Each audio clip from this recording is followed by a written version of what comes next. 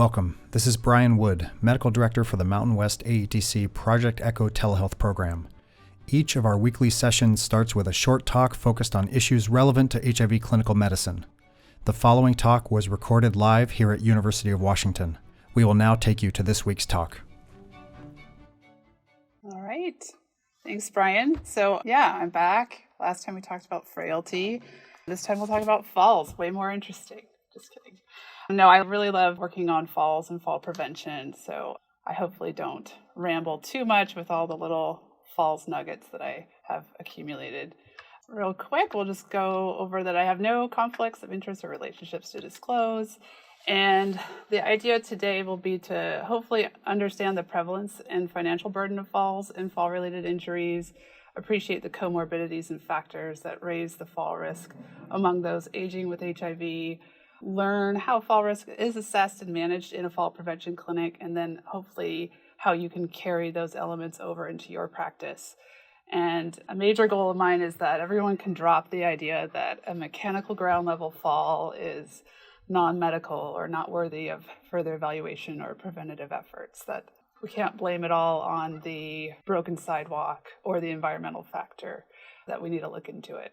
And then hopefully also we can identify the common extrinsic and intrinsic factors that cause falls and how to address those that are modifiable. So I'm going to try to cover a lot of ground.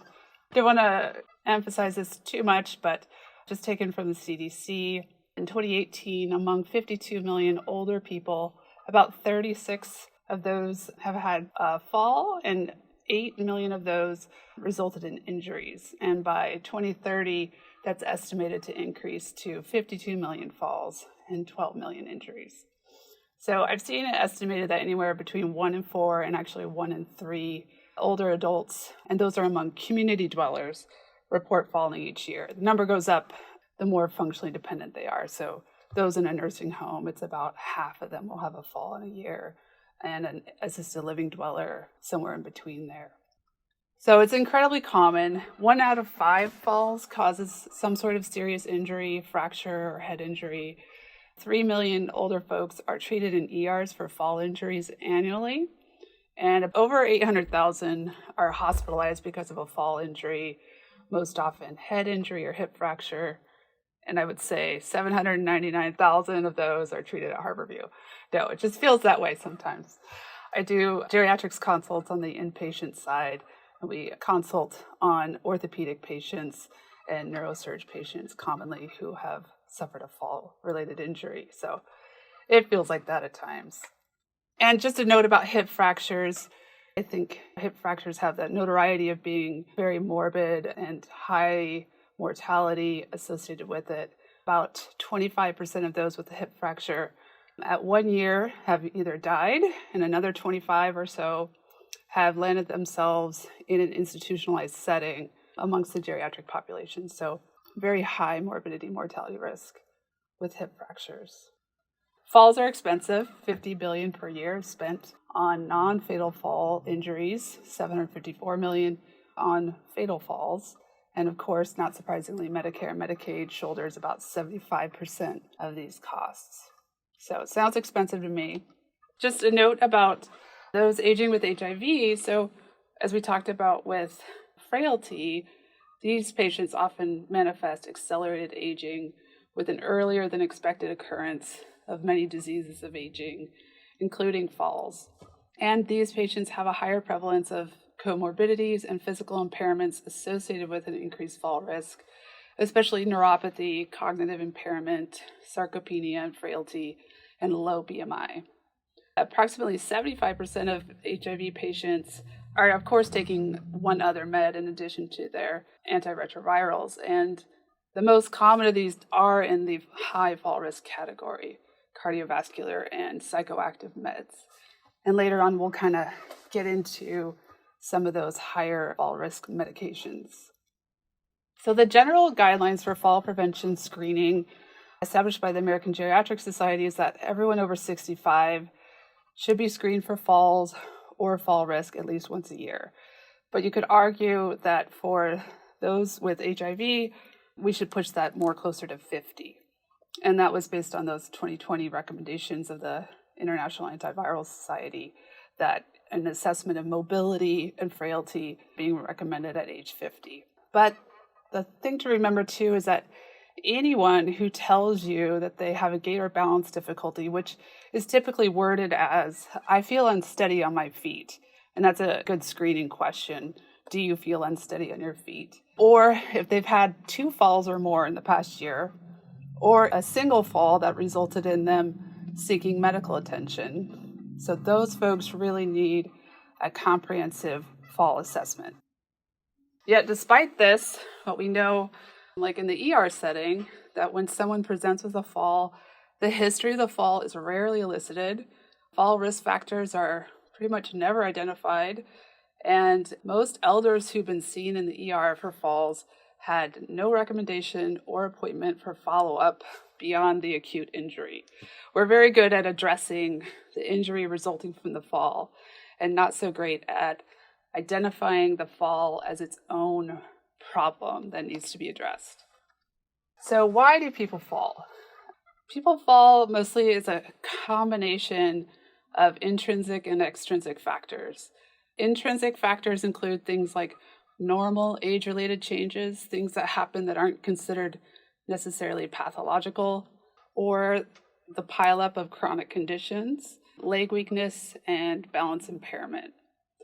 Extrinsically, medications are a big one, alcohol use, footwear, environmental factors, and assistive device use or inappropriate use or not being the appropriate fit, etc.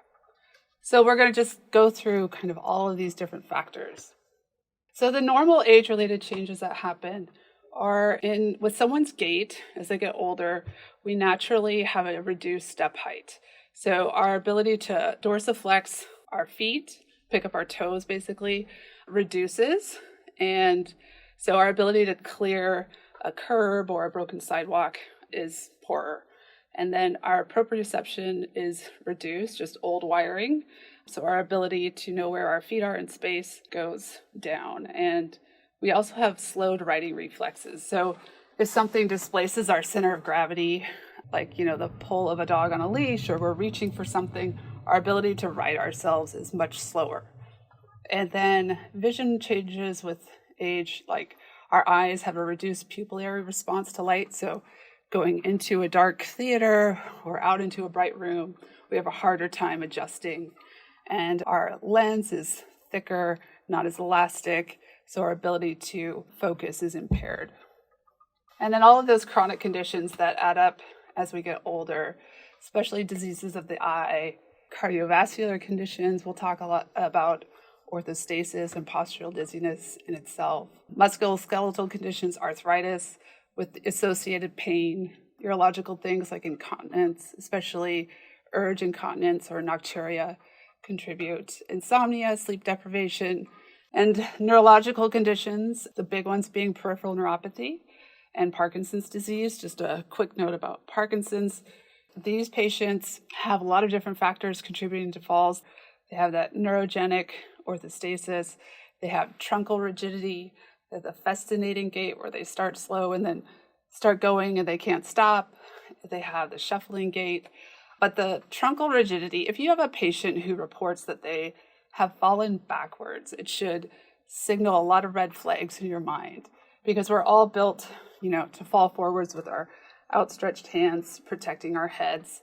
And a patient who's fallen backwards is often a neurological etiology. Either they passed out or they're on a med that altered their sensorium, or in Parkinson's, they have that truncal rigidity. So in a moment where their balance is displaced, they have rigidity and they tighten up and go backwards. So I've had many patients who present to falls clinic more with rigid predominant Parkinson's disease or Parkinsonism without the glaringly obvious tremor, but they are notorious fallers. So just a note about orthostasis and postural dizziness. It affects about 30% of community dwelling elders, and obviously much higher prevalence in the inpatient side as people are more cardiovascularly deconditioned. And it can be intrinsic or extrinsic event, as you know, neurogenic or non-neurogenic.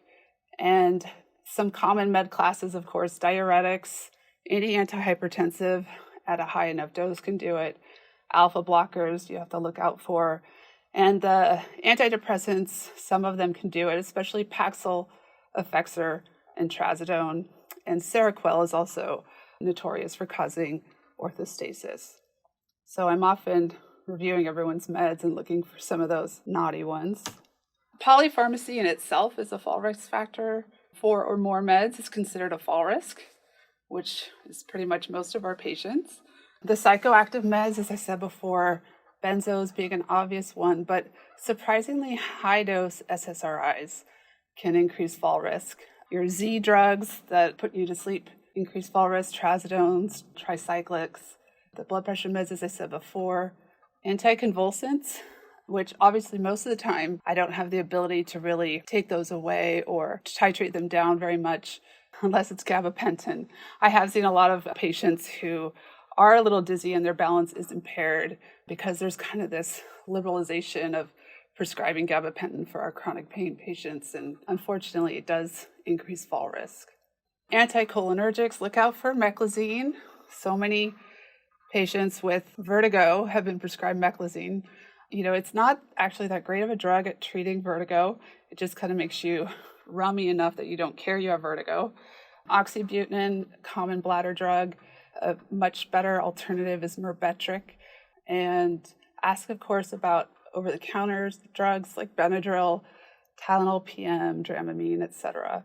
Muscle relaxants as a whole, they all carry some fall risk. Opioids in high doses, you often have to balance the risk of falling due to pain that alters someone's gait with excessive sedation from opioids. So it's a balancing act. I wouldn't say that opioids need to be avoided entirely. As with all of these drugs, there are, of course, situations where the benefits outweigh the risks. And tramadol is also one that I think there's been an increased prescription or more prescriptions going around with it, but it unpredictably metabolizes into like a methadone form and an Effexor form and can increase fall risk, certainly. And it's very kind of unpredictable.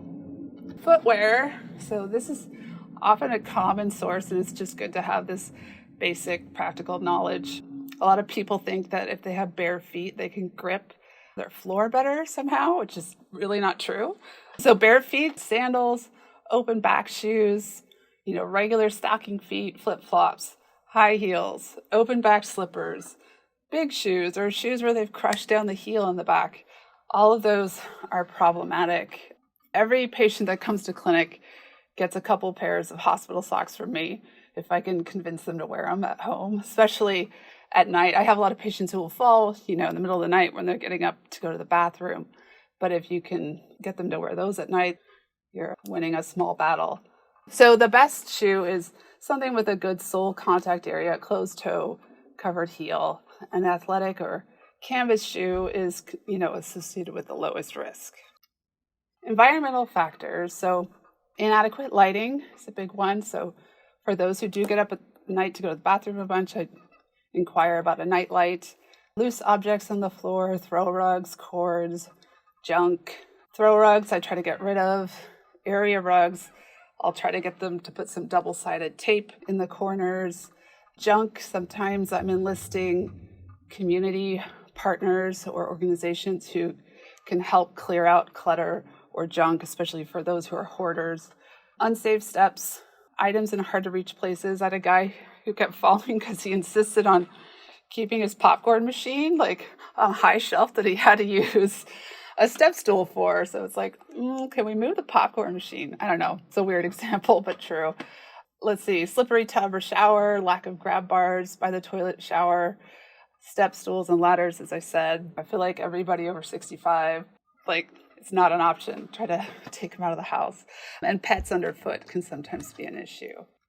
So just putting this all together, in the Falls Clinic here at Harborview, we do a comprehensive fall risk assessment for those who have either fallen or they have a gait and balance problem. And it's very interdisciplinary.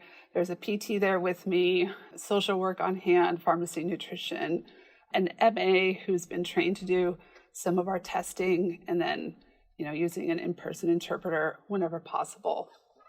Just wanted to point out this graphic here that really the goal of all of this is to remove that fear of falling, because the fear of falling very much becomes a self-fulfilling prophecy. When someone falls and they develop that fear of falling, they become less active, more prone to staying indoors, and this will then, decrease their muscle strength, worsen their gait, and then lead to a fall ultimately. So we're trying to reduce all these factors, boost their balance and strength so that they can feel more confident and active for as long as possible. So we do a comprehensive identification of all their risk factors, check out their gait and balance, look at their assistive device if they have one, and make sure it's appropriate fit, go through their meds and do some adjustments and de-prescribing, educate the patient and caregiver, give some written materials, and sometimes some labs and imaging. So of course, all of these can be done by a PCP. A quick note about how to obtain a fall history. The cute little acronym is SPLAT. S is for symptoms. And I'll go through these kind of quickly because I know I'm short on time. P is for previous falls. L is for the location. A, which the formatting is weird, is the activity at the time. And T is for timing. So it's just getting to, what exactly happened in your fall. Preceding symptoms might send you down a very different path in your workup. And let's see, anything else to note here? I think the activity at the time is also important. People who've fallen, when say they've been turning or reaching, that tells you that there's a balance impairment. Whereas, a fall, maybe after a period of walking, might tell you there's more weakness. And always ask about if it was close to cocktail hour. Oh, and a note about long lie. So it's important also to ask the patient how much time did they need to get up from that fall. If it took them more than 5 minutes or they had to have someone come help them pick them up off the floor, they're at risk for long lie. So you want to make sure that they have a personal alert device, or they might even need to move to a different setting where there's more supervision available. So the key exam components include orthostasis, orthostatics. I just do a lying and standing 2 minutes apart. That way it doesn't take so much time in clinic. Doing a gait and balance evaluation, you want to look at the width of someone's base when they're walking. How wide are they? A widened gait might signal neuropathy. A widened base just means that they're trying to increase their stability, and often peripheral neuropathy is a big source of that. Looking at their step height, looking at their balance when they turn, etc. And, we do some other strength and balance testing that is probably not practical for a PCP to memorize, but a quick and dirty test is just to ask the patient, can you get up from that chair without pushing off with your arms? So Brian's supposed to model this, but he's not going to. So can they get up without pushing off? If they have to push off to get up, you know that their leg strength is poor. And that in itself means that, we got to get them in some exercise, probably with PT, maybe a group exercise class if they are pretty functionally independent and motivated. I look at foot sensation, proprioception for, crazy deformities, like significant bunions and things. And then, of course, as I said before, looking for Parkinsonism. Eye check, everyone should be getting their eyes checked every 1 to 2 years. I try to rip away everyone's bifocals if they have bifocals, because bifocals increase fall risk with that reader lens being down at the bottom there, because your eyes move faster than your neck in a moment when you're stumbling or losing your balance. And so doing some basic balance testing, and there's some labs there that sometimes I will check. And most of these patients, I'm trying to make sure I have a recent DEXA to help assess their fracture risk. Okay, so the main thing is to go after the modifiable fall risks. Their gait, their weakness, their balance, change those meds, address the orthostasis or figure out, the etiology of what you can do about it. Vision, footwear, assistive device, and the home environment. So the frequent components in the Falls Clinic patient's treatment plan is, exercise, strength and balance, most often with PT. De-prescribing, I'm either stopping things altogether, tapering with a goal to stop, or at least cutting meds back.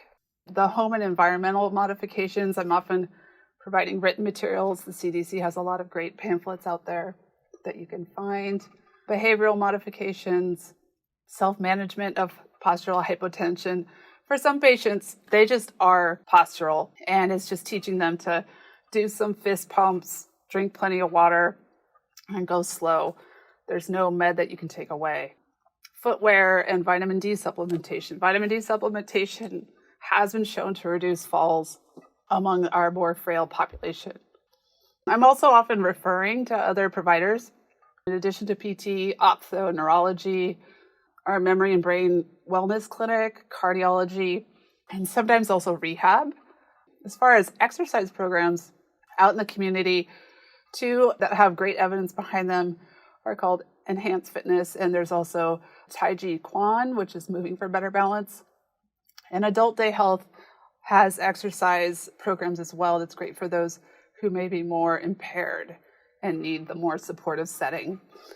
A home safety eval. Here in King County, we have a program through EMS, which sends a PT out to do a home safety evaluation, and it has grant money with the idea to reduce 911 calls for falls. But in every county, or most counties, there's some sort of community-based program to reduce falls, so it's definitely worth looking into via your area agency on aging. And then home health also will have a home safety eval available through an OT. And that's what I got. So thank you for listening. And thanks to Elizabeth Phelan, my colleague, for sharing some of her slides. And happy to answer any questions.